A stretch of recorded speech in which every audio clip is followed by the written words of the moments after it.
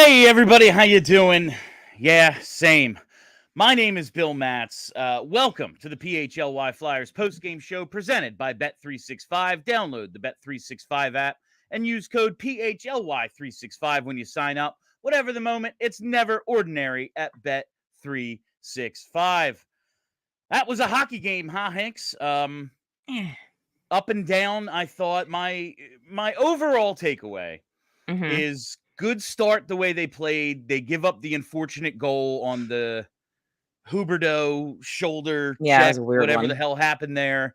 And then, they continued to fight. They were good for about half this game.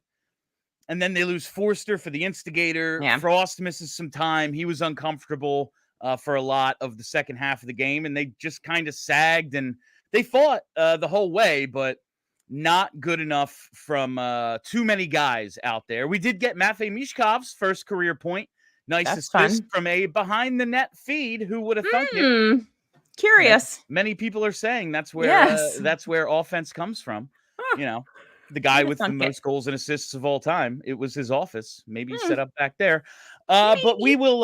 It's a rough one. Absolutely a rough loss. They weren't going to go 82-0.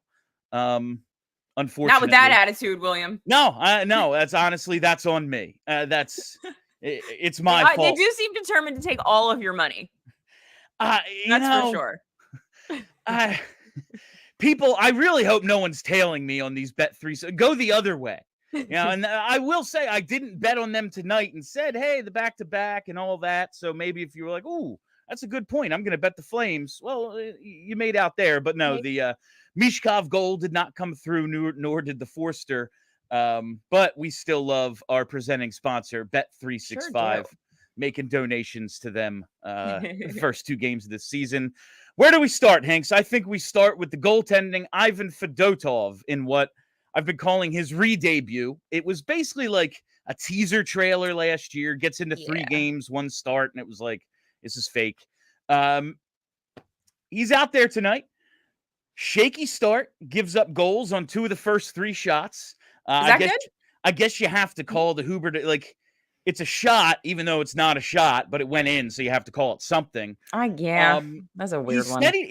Really a mixed bag, I thought, for Fedotov. I know people are kind of like, oh yeah, he's old and he was not good in the preseason, so we want Kolosov. Yeah. I thought he was up and down, honestly. Yeah. He made some big, crucial saves at points, but also a little bit too leaky. That's what this guy is like so hard to figure out because he makes saves, but he looks terrible making them. And then also lets in weak garbage. So I'm like, what are you? Like, are you just getting, are the saves just lucky because you're large? Because quite a lot of what we saw tonight seemed to be a result of him just being quite large and taking up a large percentage of the net and not giving Calgary a lot to shoot at. I mean, that's good. That is something that he can do. But I just can't. Once again, never for 1 second did I watch him in that net and think that he looked like he had it totogether. Not once. He never looks like he has it together. He made a save on the first shot, which was a pretty decent chance. It was like low, like mid slot, and it was right there, and makes the save, and then immediately falls backwards. What are you doing? I don't understand what he's doing. He just seems like it's never going to be pretty, but I do think like the initial scouting report, like, oh, he's a blocking goalie. He takes up a ton of the net, and he's going to get a ton of saves that way. That's what we saw tonight. I do think there's something to build on for him. He made some crucial saves, and if I'm going to have an optimistic view of this, I'm going to try. I love that for you. Yeah, and like you look at his final line, 844 save, not great. You look at the final line, very bad. But Sam Ersson, we like him now, right? We like Sam Ersson. He looks like a pretty damn good goalie. His first 3 appearances last year, 0-2-1 with a 763 save percentage. 763. 763. Wow. Woo. Then he went on a run after that, 18 games with a .930 save percentage and 3 shutouts. Yep. This is what we have to be hoping for, but of course, we were getting before the puck dropped. I think it was JH gave us the super chat like, so it's going to be Kolosov as the backup by Monday. Listen, we were laughing at you, JH, at your ridiculous nonsense, and here we are. His leash is going to be longer than one game. Of course it is, yes. I mean, we did see John Tortorella throw some goalies under the bus last year. Maybe he's been as susceptible to the emotional, I want the shiny new toy too. So maybe he's like, no, I need that dude. Flyers win Phantoms win in a shootout tonight in Kolosov's first start of the season. Like father, like son, I guess. Fedotov left a lot to be desired. We did get a cranium carom late. That was fun. That was fun. It's been a while. But he's a developmental project, it looks like, at 28 years old. 28. And I don't know if that's a thing we need to be embarking on. Yeah, it's 20. He'll be 28 at the end of November. I'm really having to talk myself down after this game, because this was one of those games where, as you pointed out at the start, there were moments at which the Flyers looked pretty good. They never really gave up on the game, per se. But also there were so many little tiny annoying things about this game. And because it ended up being a loss, every single one of those annoying things is magnified in my mind. And I'm trying to remind myself it's the second game of the season. Wow. Back to back in the worst time zone in history. I'm trying to really settle down, because there was a lot about this game that I have to complain about. Fedotov being top of the list, probably, just because I just don't know. I don't know how long you go. Obviously, the answer is more than one game, Kelly. So obviously, today's not the day that we're closing the book on Ivan Fedotov, but I just want to, for a moment, feel comfortable when he is in the net. And I haven't yet. No, and that's the Flyers, I do think, through most of the first 40 minutes, despite giving up the couple of goals in the first period, they're down 2. Three goals on 11 shots, I think. They're playing well. This was, and I don't want to put this all on Fedotov. No. A ton of missed opportunities in this one. Listen, yes, the final score is 6-3. It's okay, yeah, if they scored on all their opportunities, but no one does. But that changes the flow of the game if they put one of those early ones in. Through 20 minutes, shots are 19-9. Through 40 minutes, shots are 31-16. You're basically doubling them up. And now listen, a lot of the shots I thought were a little weak. Maybe not the most threatening shots, not a ton of traffic, maybe not the most on them. But the fact that you're in the offensive zone to generate those opportunities, they had them. And the offense could have come through as well tonight, and they just didn't. Absolutely. Yeah, there's a lot of guys on offense that I'm a little bit disappointed in. The one that is sticking in my mind most of all after this game is Owen Tippett. Gonna need him to hit the net once or twice in a game. It's real fun that you're fast. It's real fun that you always seem to be trying to make things happen. But when you get there, I need you to hit the net, bud. You're making a lot of money now, and this is the one thing that you do. You got to hit the net. And the shots, it did seem he got off. We talked about this during the offseason. A little bit too much perimeter still from Owen Tippett. I need him with that shot and his speed and his size. He has the ability. There is no reason he can't get himself into more dangerous scoring areas, and he just didn't. I do think the headline of this is going to be Fedotov. But there were some other things that didn't go great for them tonight. Yeah. But I do want to talk about the good thing. Matvei Michkov gets the first career point. That pass. TK, and I did love the TK who got slashed on it. You could see him kind of shaking his wrist picks up the puck, throws it over to the equipment manager so he can have his, first career point and everything. Behind the net setup, little tic-tac-toe play. Frost to Mish to TK, puts the puck in the net. Too little, too late. Garbage time-ish. But JJ said first of many, and he again had a bunch of opportunities tonight. Great setup, a couple of great setups to TK on the power play that didn't go. I was going to say, that was garbage time, sure, but there were several opportunities for someone to put one in that he got to them in a very greasy way. His passing is so good. That's the one power play setup where they show he's off to the side, he brings it up high to give himself room, they back off, so he goes, I'm taking this to the net. They close in on him, and he finds TK, and somehow this is one of the underrated storylines through 2 games. The Flyers v gaping empty net. Yeah. Farabee last night and tonight TK. Come on, guys. Open. Come on, guys. Let's just put them in. But it was just a disappointing game. We come off last night's win, and we're hoping to carry the momentum, and it kind of went the way back-to-backs tend to go. Like I said at the start, they were carrying play for a lot of this and then kind of ran out of steam. You need that early lead. A lot of times they say, back-to-back games, you're going to have the advantage early because you're kind of already loose. Your legs are already going. You don't have to work yourself in. But the legs are going to get heavy because you did just play 24 hours ago. And I kind of think that's what happened tonight, on top of the bench getting shortened, which was unfortunate for everybody. And that's where that early shaky goaltending, I think, really cost them this game, because if he had been able to not let in 3 goals on, I think, the first 11 shots, maybe they're a little bit more in this one. Yeah.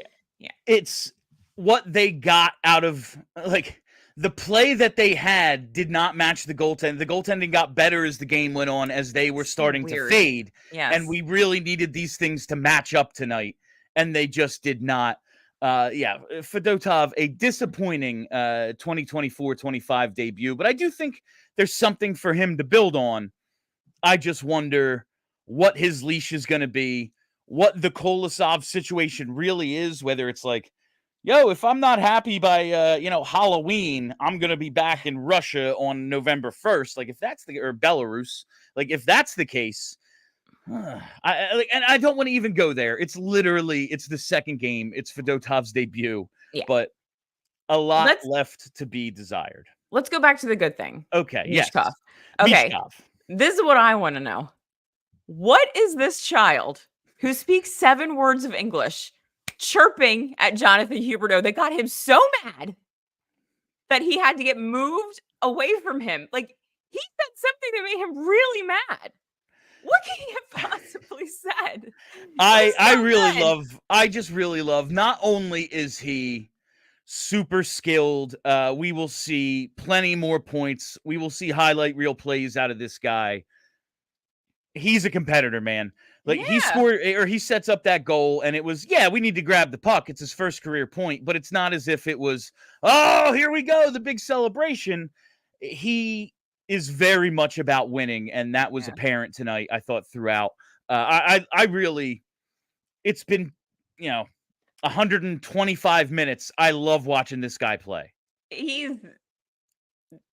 Despite the fact that it's 1 point, an assist in 2 games, he has been already a joy to watch. It's remarkable.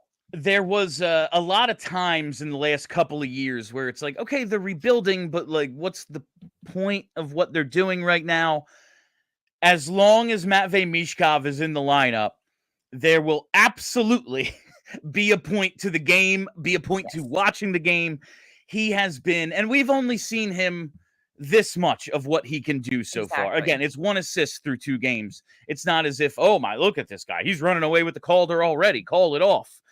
But you just see the floodgates are going to open at some point. And I hope that late assist, a lot like we saw him in the 3rd period last night, finally get comfortable. He just looked uncomfortable for a lot of the game. Yeah. And then he settled in. I think tonight it was hopefully, All right, and now we're off. He got that first point off, you're waiting on that one. You're always going to be tense until you finally do the thing that you're here to do. And now I'm hoping floodgates, man. Edmonton, he's going to go up against Connor McDavid, and he's going to have more points than McDavid in that game. Edmonton's off to another hot start. They've been outscored 11-2 in their They lost to the Blackhawks. That seems hard to do. The Blackhawks, which means it's going to be an absolute blowout against the Flyers for sure. Speaking of floodgates, their game, yeah. Like speaking of floodgates, you gotta believe they're going to open for Edmonton, so it will be yet another test. And this team's getting tested early. Vancouver, they were in the President's Trophy race last year, and as we said on post game, like, man, it's just dude after dude on this team. Whole lot of firepower, and of course, there's no greater weapon in the sport than Connor McDavid, and they'll have him next week for the third game of this 4-game road trip. So it'll be fun to watch. It's another test for them early before they come home, and I'm looking forward to see Michkov. Maybe he, we know he's a showman. Exactly. It's the greatest player in the world on the other side. Let's see them go head to head. I need the rest of the Flyers to try to catch up because Michkov could have like 5 points in the last 2 games. Like he has been delivering pucks to his teammates in like perfect position and they're not finishing on them. So like everybody else needs to pick it up so that we can really start to see what this kid has. I'll tell you, and not to like, oh my God, this guy's the second coming and everyone's just letting him down. But he makes a ton of little, like small area plays where the puck is coming to him, defender closing in. So he just makes a quick touch pass to a guy who's not that far away from him. And like, I think I saw it with Tippett or Forster tonight. Just wasn't totally ready for it. Like pretty much just expected Mich to dump it in because that's, what a lot of guys would do in that situation. Right. And I do think there might be a little adjustment period here to he is always trying to make a play and you need to be ready for that. There's no conservative to his game. That doesn't exist. Right. And you have to keep reminding yourself that he knows where you're supposed to be. So your job is to get there and then do the things. Like he's going to get you the puck. Clearly. In any situation, pretty much. He's going to get you the puck. So your job is to remember that he's going to do it because he's better than anyone you've ever played with if you're playing for the Philadelphia Flyers right now. And so you're right. Again, second game, trying to settle down. Like they're going to catch up to him. It's the second game. But this is, Kelly, this is the beauty of instant reaction. All we have is 125 minutes to react to. And when we have more information, we will change our reactions and we will have more data to go on. But right now, this is what I'm seeing. By the end of next week, I could be seeing something totally different. But this is the beauty of the post games and the instant reaction. What we're talking about right now, we're talking about goals, man. We're talking about scoring goals. We're talking about setting goals. I'm sure you have some year-end goals. Constant Contact has what it takes to help you meet them and meet them faster. No matter how experienced you are with digital marketing, Constant Contact has the tools to make your marketing run smoother. Sell more, raise more, and build more genuine relationships with your audience with Constant Contact's suite of digital marketing tools, all made to fast-track your success. You no longer need to struggle with expensive, slow, and unmeasurable approaches to marketing your business. You can maybe tap the email market that helps you create and send the perfect email to every customer. Or maybe you want to own the smartphone by adding texting to your marketing strategy, or connect with over 2 billion people on social media with an all-in-one tool for posting and sharing. And you can sell more online in less time with Constant Contact's powerful e-commerce tools. They have all this and more. Get all the automation, integration, and reporting tools that get your marketing running seamlessly. Join the thousands of businesses and millions of people who trust Constant Contact with their marketing success. Time to put the go in your 2024 business goals with email, social, SMS, and customized marketing campaigns built for you in just a few clicks. Ready, set, go to constantcontact.com/allcity and start your free trial today. Go to constantcontact.com/allcity for your free trial today. And hey, while we're here, you know, what do we want from all of our teams? We want them to be ring hunting, Kelly. But take it from someone who has been on the ring hunt for his significant other.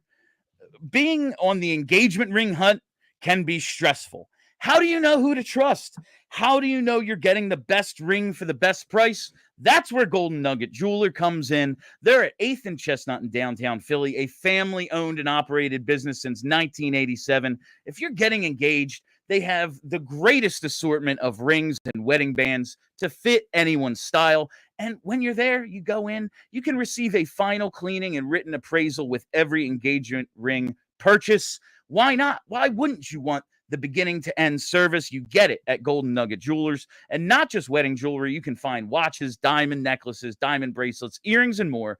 You deserve an expert and the best price. Golden Nugget Jewelers, where Philly gets engaged. Head over to goldennuggetjewelers.com to learn more.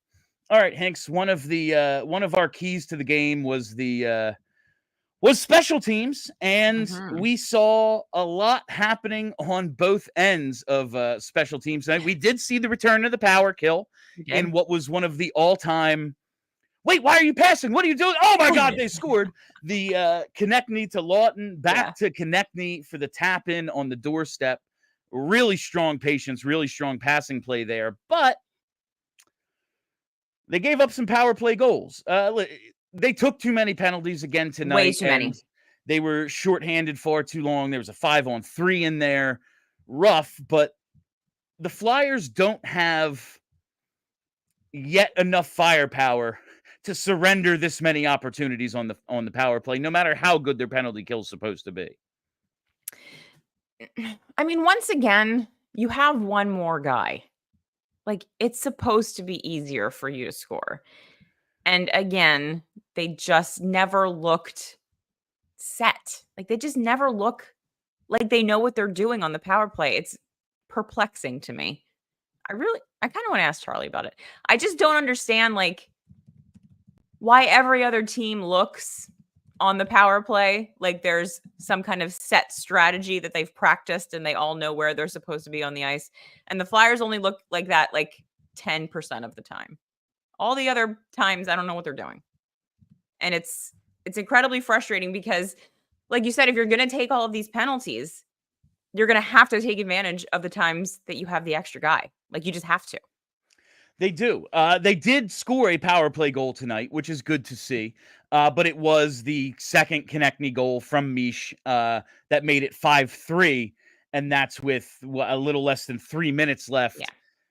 It kept a minute for a bit. Kadri adds the empty netter after that for his second, and that makes it 6-3. It's over from there. But I think this is once again, we need to be finding ways to get the puck on Michkov's stick more, because he is clearly, and again, it's tough to put this much on a 19-year-old, second game in the league, but he's their most dynamic offensive player, and it's pretty obvious. Like, also doesn't seem to have any issue with this being his game to win. Like, I don't think like that's too much for him, honestly. No. Seems like what he wants. No, I don't think it's too much either. I'm going to tell, just a couple of the things that happened in the game. The first goal, the Huberdeau shoulder check. Yeah. I guess that's a goal. It was so weird. I mean, he definitely didn't, like, I mean, it's not a hand pass because that's not his hand. Like, he didn't kick it, so it's not a kick. Like, I don't even know that he knew that it was going to go off of him. It was a very fluky, weird thing. That one is kind of hard to put on Fedotov because it was so wonky. And I guess I understand why they reviewed it, but like, I don't know what you call it back for. It's just so weird. I guess like if you can't kick it, that's like a purposeful direction. I'm glad they looked at it, because that's my initial thought was like, are you allowed to? I don't know if you can do that. You know, I mean, like, we always joke about, like, butt goals. Like, that's kind of just a butt goal my off whole your thing shoulder. is, I think if the puck ends up in the net, it should count. Like like Stop taking them away. Mike Knuble can take it off of his cup and it goes in. It's like, nah, he gets credited with a goal for that. He's a 30-goal scorer. But like if you move your foot a certain way, but not the other way, it counts. It doesn't. So I don't know.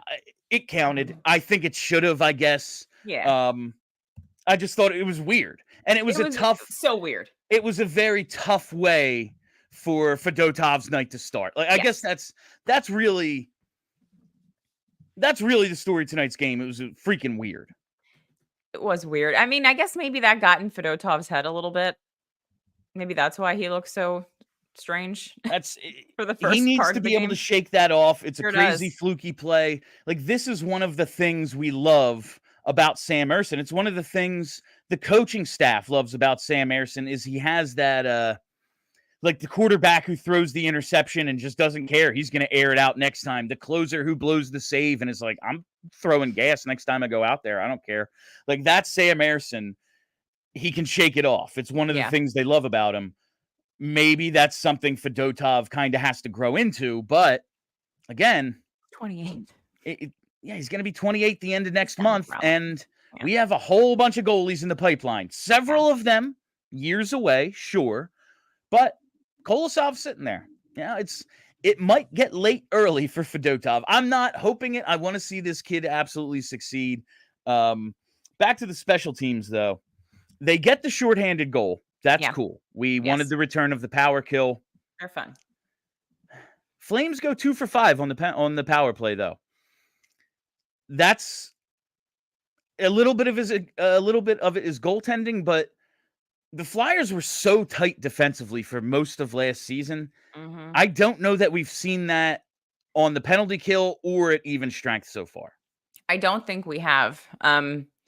Jamie Drysdale in particular had a pretty rough night tonight, I think. He got beaten up a little bit too. I was going to say he also seems to be getting rocked like a lot. And that's a little bit concerning because he's not the biggest guy. Like I know he put on some weight, but he's not the biggest guy.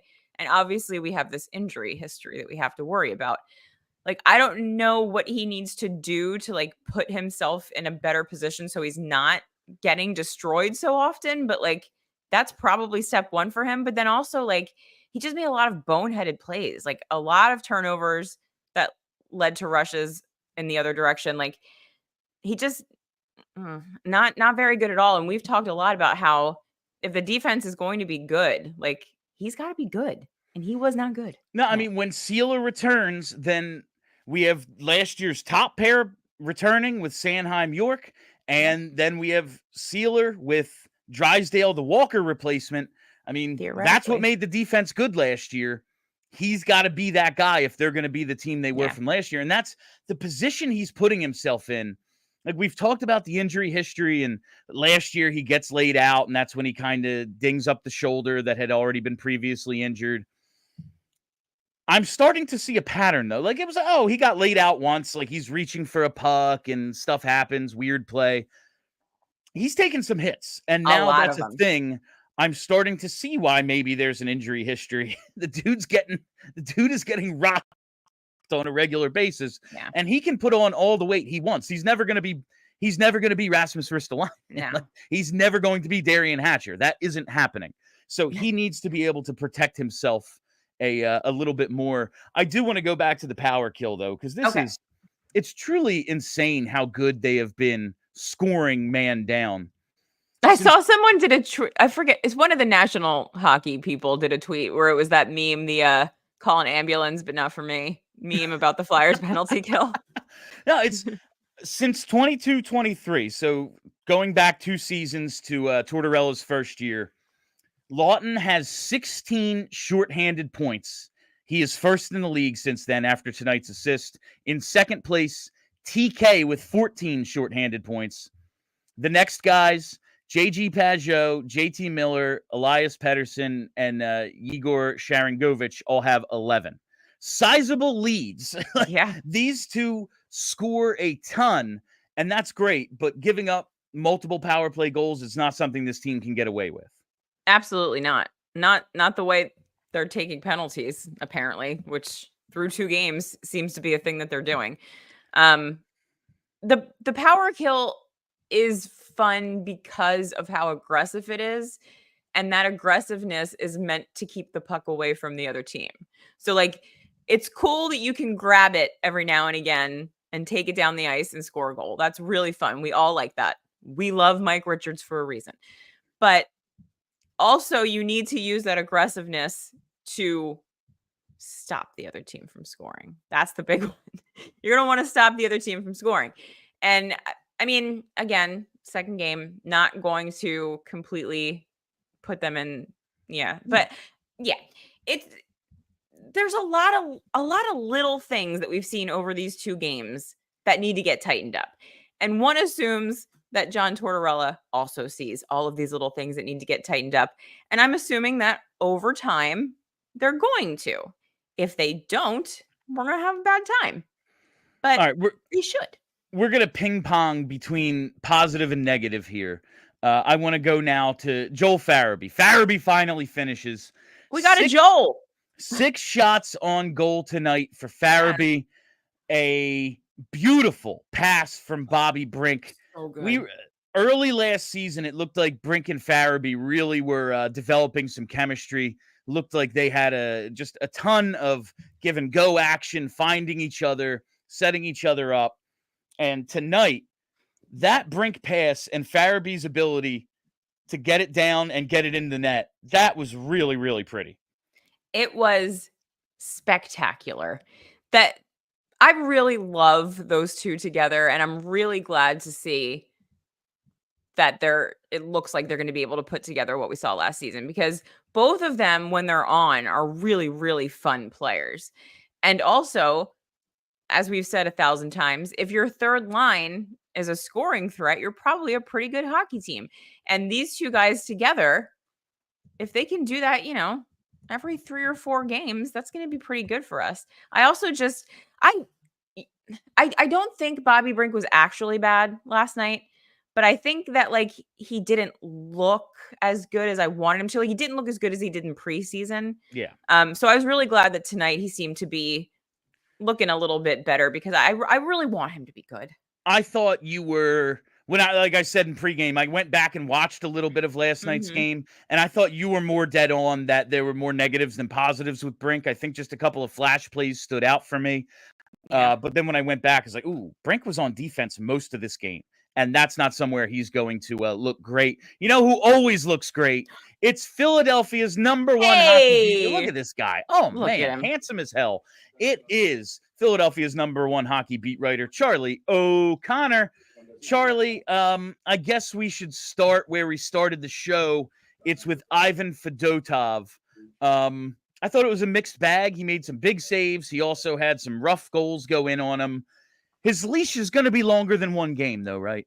Oh, yeah, of course. And we asked John Tortorella after the game for his evaluation of Fedotov's play, and he was pretty charitable. He said, look, he made some big saves, wasn't perfect, but overall for the first game, he came away relatively satisfied. I forget the exact word he used, but it certainly was not critical. He made it a point to not be critical of his goalie.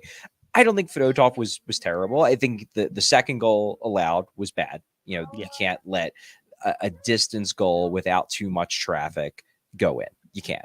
Beyond that, I mean, a lot of the goals, like the first goal was just a total fluke. It goes off the guy's shoulder. What are you going to do with that? The other ones, I guess, yeah, if you're a goalie, you're thinking like, I want to be able to stop everything. And he had a chance on a lot of them, but they weren't weak goals. It's just, you want your goalie to make some big saves at key moments. Fedotov, I thought, actually did make quite a few really big saves, though. The Flyers gave up a fair amount of chances. They spent a lot of time during this game on the penalty kill, and I thought Fedotov came up big on quite a few of those opportunities. So I don't think it was all bad. Obviously, if you look at the numbers, it's going to look bad, and I do think that second goal is absolutely one that he has to have. But I don't come away from this. Let me put it this way. I don't come away from this game thinking like, oh God, get Kolosov up here immediately. Like, number one, they're not going to do that. Like, I really do believe they're going to give Fedotov a very long look here. Number two, I don't think Fedotov was terrible in this game. He certainly could have been better, but I don't think this was like to be a little mean. Like I don't think this was like Cal Peterson-esque.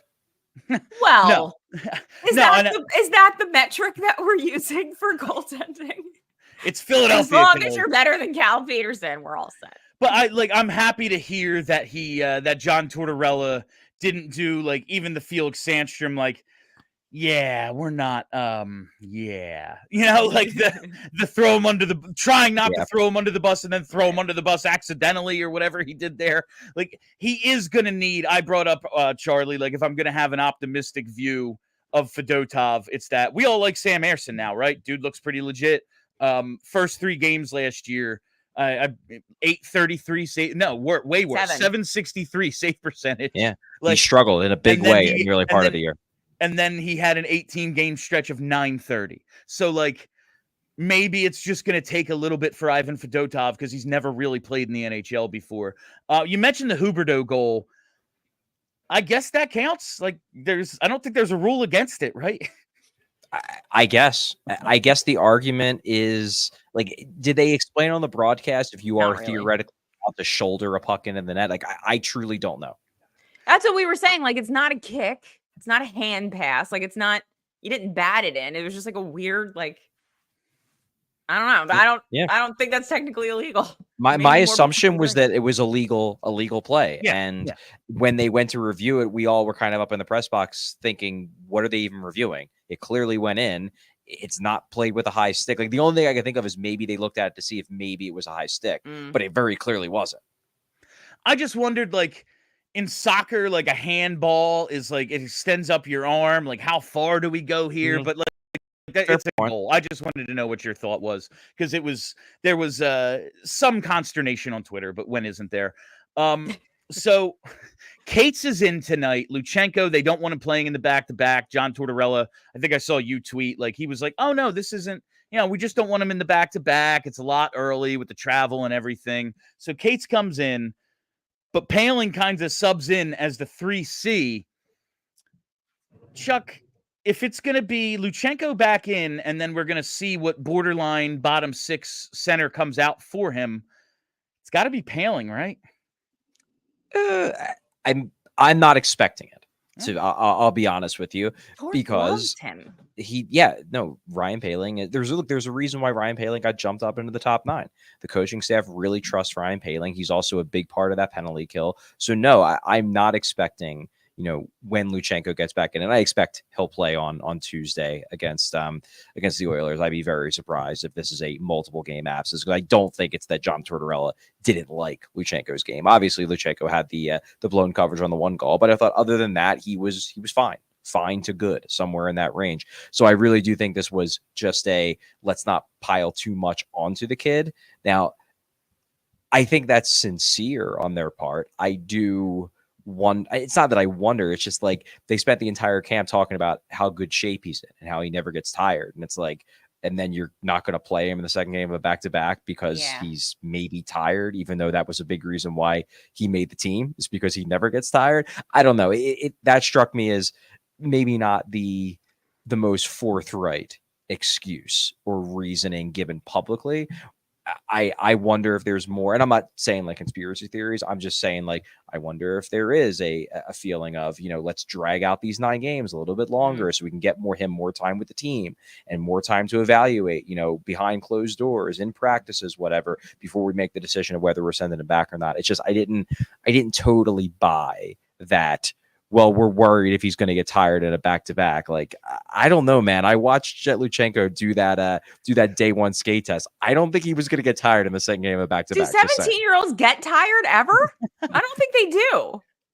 Charlie, I do have to ask a follow-up about Luchenko coming out, because not only does that open up like the 3C spot and we see how that moves around, he's on the second power play, and we joked last week or whenever the hell the last time we were together. I feel like I haven't seen you in a month. There's 8 forwards on the power play. There's 9 guys in the top 9. Sean Couturier is the 1 forward not included. he doesn't get power play time tonight in the first 2 periods. Does get 25 seconds in the third, but I think that was in the 6-on-4. Why can't Sean Couturier? What does he have to do? Like, how do you exclude him from the power play when Luchenko's out and you put Paling out there? Yeah, I do think he got some time on the power play in the third period. Yeah. What I will say, though, is I think that Sean Couturier had a much better game tonight than he did in game one. Yes. He had some jump, but you also just saw the intelligence of his game because, look, at this point, I think it's unknown what Sean Couturier we're going to get this year. Thus far, he's looked a bit slower than he did at the start of last year, I would say. Now, that could just be, him working his way back. He did have not a major. He claims it's minor, but he had a surgery in the summer. Maybe he's working his way back. Maybe that'll come as time goes and the pace goes up. We don't know. But what we do know is that Sean Couturier is an extremely intelligent hockey player.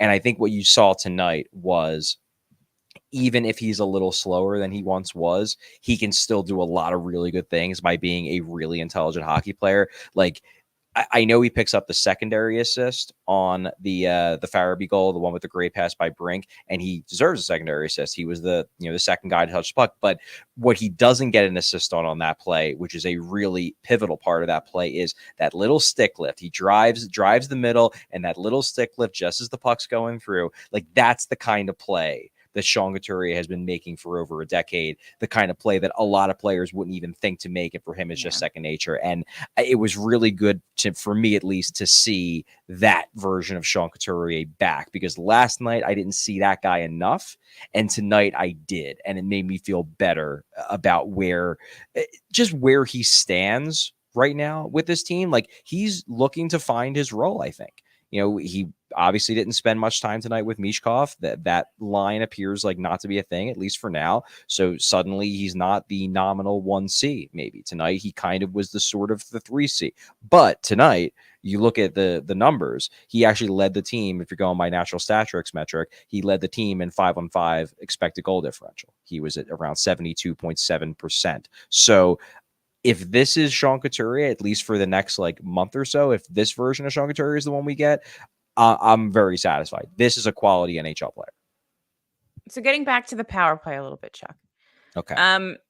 In this extremely large sample size of 2 games, it looks like power play 2 is clicking a little bit better than power play 1. Is there anything that you think is the reason for that, or do you think it's the second game and maybe we should stop trying to analyze these things so soon?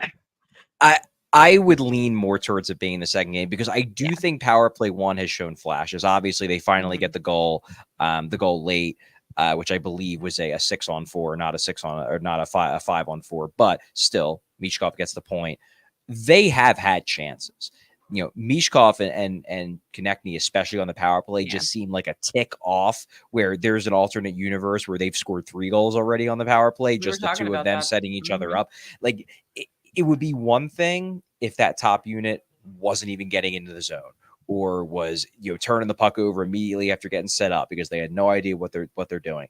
It seems like most of the time they have a plan, and it also seems like Michkov and Konecny are so close to figuring out where each other are. Like, you could tell the goal, well, not the goal, the almost goal where Michkov finds Konecny and Konecny can't quite corral it. You could tell, Konecny was kind of like, yeah, that's on me, bro. Like, I got to find a way. And then when Konecny scores the goal, game's more or less over, probably no chance they're coming back. So they're not jumping up and down celebrating, but Konecny immediately goes to get the puck. And part of that was just him being a team leader, sure. But I think part of that might've been yeah, you should have gotten that first point about 4 or 5 minutes ago, and we both know it.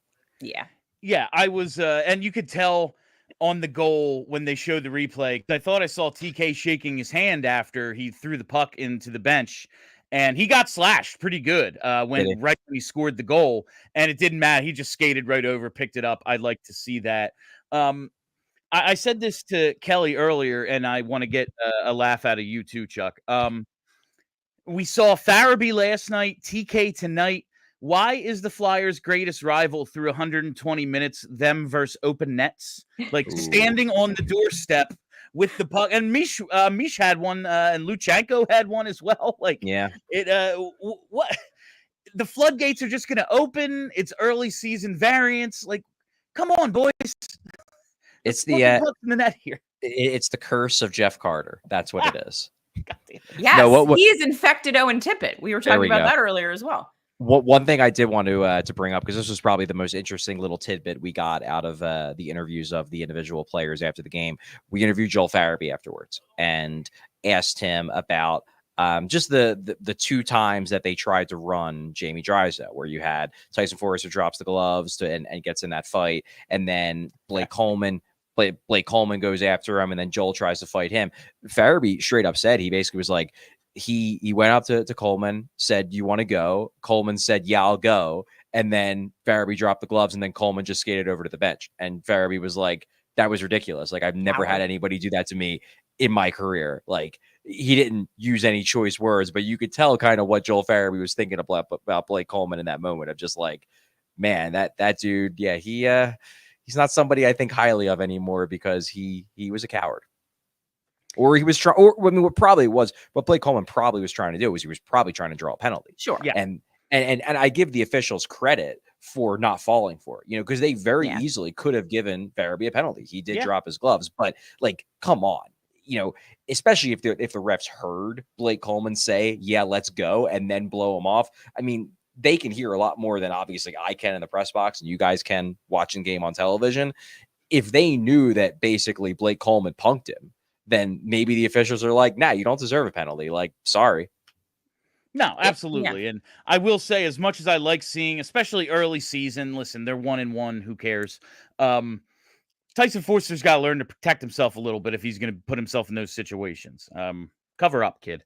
That's all. Not the best fight, but he's not. He's obviously not a fighter. But that plays into the whole thing of why it's meaningful, and that's why. Look, I'm not saying that, in every situation, if it's game 79 and you're in a tight playoff race and whatever, maybe you don't do that because you don't risk taking the penalty in a close game.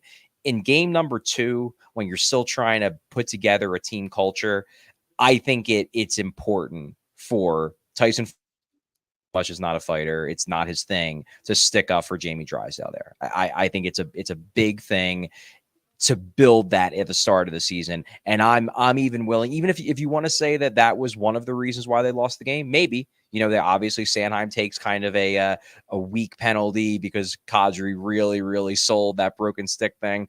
And then they get the 2-man advantage, they score, and maybe the Flyers never quite recover after that. They never get close enough. They get the 1 goal back, but then the third period's a mess. If you want to say that was the reason why they lost, sure, I maybe, but I still think Tyson Forrester did the right thing, because I'm willing to sacrifice a game in October for hopefully stronger team chemistry in February. Makes you think maybe they needed Uncle Nick in the lineup tonight. John Tortorella did say before the game he does want to get Nick Deslauriers in a game soon. So we shall see. There we go. So Morgan Frost took that hit from Mackenzie Weegar and looked messy. He did not look good after that hit. And I was actually surprised that he came back in the third period. Did you guys get any update on him at all? No updates, but he was walking around perfectly fine in the locker room after the game. Oh, okay. I thought that was a little overblown on Twitter because I saw that about, oh man, Morgan Frost looks really injured. Great. I thought the first shift that he came back, he was flailing around a little bit. He fell down, and I that caught my eye. I thought in the third period, I thought he looked fine. Maybe a little bit slower than normal, but I thought that was a bit overblown by Twitter. I guess we'll see. They have a full day off tomorrow. Obviously, it was a back-to-back, so they're not going to skate tomorrow, but they will be skating in Calgary on Monday. I guess we'll see if there's any lingering effects after a day off. But, I saw Morgan walking around the room. He literally said goodbye to me right before I went into the room to do this. So it seems like he's okay, but I guess we'll see. That's good news. All right, Charlie. Before we say goodbye to you, we need Charlie O'Connor's 3 stars of the game. Hit us with star number 3. Star number 3, I kind of went back and forth on Konecny or Farabee. I think I'm going to go with Farabee. Scores the goal, really nice play. He's kind of been banging on the door for the first 2 games. It was really nice to see him kind of break through. And I also honestly liked, I think what gives me the tiebreaker over Konecny, even though Konecny had 2 goals and Farabee only had the 1, it's the fact that Farabee stuck up for Drysdale. I like that. And I know he didn't actually end up fighting, but that's more on Blake Coleman than anything else. But I like the fact that that Joel Farabee, who, even though he's not really thought of as a fighter, he's had more fights in the NHL than a lot of people might realize. He drops the gloves more than people think he does, but he's obviously not a fighter. He's not a tough guy in the classic sense. But the fact that he, was willing to do that at the drop of a hat because he felt like the Flames were, in my mind, very clearly targeting Jamie Drysdale in this game. Yeah. And that's something that Drysdale and the Flyers are going to have to figure out how to deal with, because either Drysdale straight up said, we interviewed him after the game too. He straight up said he has to be more aware. He has to not put himself in positions to take those hits. And that's true. But by the same token, like, even if he's not putting himself in dangerous positions, teams might still just try to take runs at him. And like, I don't want to see this guy get hurt. I want to see him have a full year of development. So that's something that the Flyers are going to have to figure out how they're going to prevent that, whether it's Drysdale, whether it's the team, I don't know.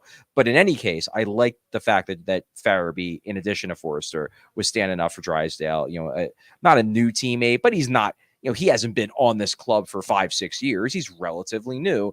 And it seems like everybody in that room has his back. And Joel Farabee certainly appears to be one of them. I think if we get a couple of games of Nick Seeler and Drysdale together, maybe it'll slow down. That's a fair point. That is a very good point. Hit us with star number 2. Yeah, star number 2, I'm going to go with Dustin Wolf. I thought he was really good in this game. Yeah. The Flyers, and this is something that maybe we didn't talk enough about, at least since I've been on the show. Maybe you guys talked about.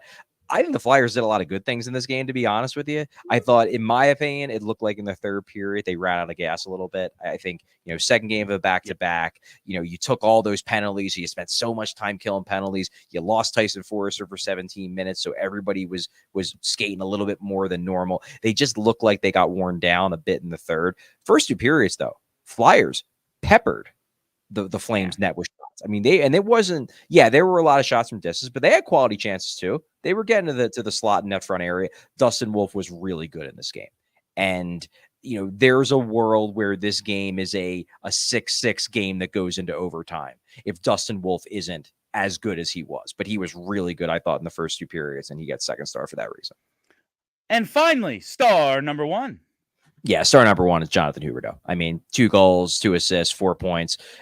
He's a guy, honestly, like, I kind of root for him from afar because, I mean, I'm not necessarily wanting him to go crazy against the Flyers, but he's just a guy where, he was in the perfect spot for him in Florida, and then he gets up and traded, and now it just isn't really working in Calgary. So I do kind of, I'd like to see him do well. Don't necessarily love to see it happen against the Philadelphia Flyers, but he was really good tonight. He's number 1 star in my book.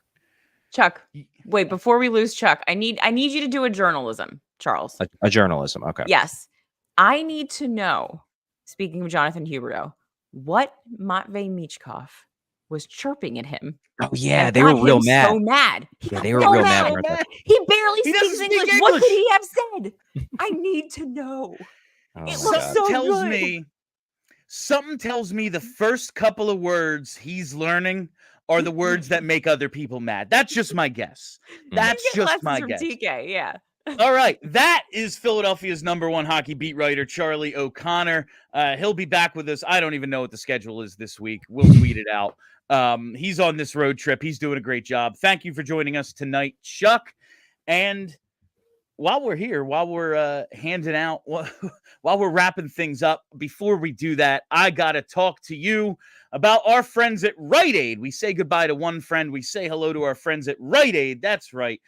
Don't miss any of the upcoming fun. You know what it is. Listen, baseball is over for us, but hockey is here. Basketball's coming. The Birds are playing. Halloween's coming up. All the holidays. So get a flu shot at Rite Aid while at the pharmacy. Get all of your latest vaccines. You can even ask your pharmacist for a vaccine review or recommendations because the CDC recommends getting a flu shot every year. A person's immune protection from vaccinations declines over time. Help protect yourself against the flu by getting your annual flu shot at Rite Aid today. Flu viruses are constantly changing, according to the CDC. So get your annual flu shot formulated to help protect you against this year's expected flu strains. Getting vaccinated for anything that you think you might need to be vaccinated for helps provide the best protection for you and everyone around you. And while at the pharmacy, you can stock up on cough, cold, flu, and allergy essentials. Rite Aid has what you need to get you through the season. Just walk into your local Rite Aid or schedule an appointment at riteaid.com. State, age, and health restrictions apply. Ask your Rite Aid pharmacist for details. And now I got to tell you, you know how much I love the people at True Mark Financial Credit Union, and they're just showing us one of the reasons they love us back. They have a golf outing coming up. It is October 21st at the Talamore Country Club in Ambler, PA. Registration starts at 9:30 a.m. Truemark Financial Care Foundation is hosting this charity golf outing event to raise money for financial education and community development in the Philadelphia and surrounding communities. For those of you who are at the PHLY golf outing, you might remember our friends from TrueMark, and this is to benefit their foundational charity. It's once again, a scramble format, includes lunch on the course and a cocktail hour. There's some challenge holes, a hole-in-one. You win $10,000. There's a putting contest, longest drive for both men and women, closest to the pin for men and women. So if you want to get your company involved in maybe a sponsorship opportunity, have your logo on display at the event. They're selling a variety of sponsorships starting at $350 all the way up to nearly $3,000. So however much you want to put into this, you will get back. So visit truemark.com/events to sign up right now. You know I love TrueMark. All right, Hinkle. Before we wrap up tonight, got to thank all of our diehards who join us each and every show, all of our diehards who are subscribed at allphly.com. If you're not a diehard, what the hell are you waiting for? You know, Kelly is asking Charlie to do a journalism. Yeah. You can catch all of his fantastic journalism is at allphly.com, and you won't miss any of it if you're a diehard. All right, let's hit those super chats. Ayo. All right, from your favorite. He's a tremendous listener and a tremendous participant. Burrow Goal, right? Burrow Goal. It's not hard. It's just like so many weird letters together. I'm like, in a row. I got a lot going on over here. A lot of traffic. TK taught Michkov some chirps. LOL. No, you're right. I think. Listen, if we're teaching English lessons, and mind you, it's not a locker room full of like Mensa members, you know. What? We need to teach him exactly what he needs to say to force someone to cross-check him to put the team on the power play. You know, that's what he needs to learn first. And I would assume it's TK, it's Garnett Hathaway. You know, some of the veteran Bees has some good ones. I bet probably he has does. Some good ones. Yeah. He looks like a guy who can just he just looks like a goof and then throws like the most painful insult at you and you never saw it coming because he's just like, as Dr. Evil Gritty says, just looks more stoned than me all the time. So that's I hope they're teaching him some good English chirps. I believe they are. Do we have any more super chats before we wrap up tonight? Doesn't look like it. All right. Wow, light super chat. Now, you know, they lose 6-3. Yeah, no one's excited. It's a tough one, but guess what? They're coming right back next week, and we will be here with you for all of the pre- and post-game action. Make sure you check us out on Twitter at PHLY_Flyers. That is where we post the schedule each and every week. And make sure you're subscribed right here on the YouTube page. Hit that reminder bell so you never miss a live show. Always some content coming at you, whether it's our live shows, our pre- and post-game, Charlie's practice notes. Every now and then I do something extra, and that goes up there too. You're not going to want to miss any of it. That's right here on this YouTube page. And follow the podcast. That's always, I never remember the last thing, and it's like the thing we've been doing for 10 years. Search PHLY Flyers wherever you get your podcasts. Hit that follow or subscribe button. We'll greatly appreciate that as well. All right, that is all the time we have for you on the PHLY Flyers postgame show presented by Bet365. Download the Bet365 app and use code PHLY365 when you sign up. Whatever the moment, it's never ordinary at Bet365. My name is Bill Matz. That's Kelly Hinkle. Until Monday, fam, go Flyers.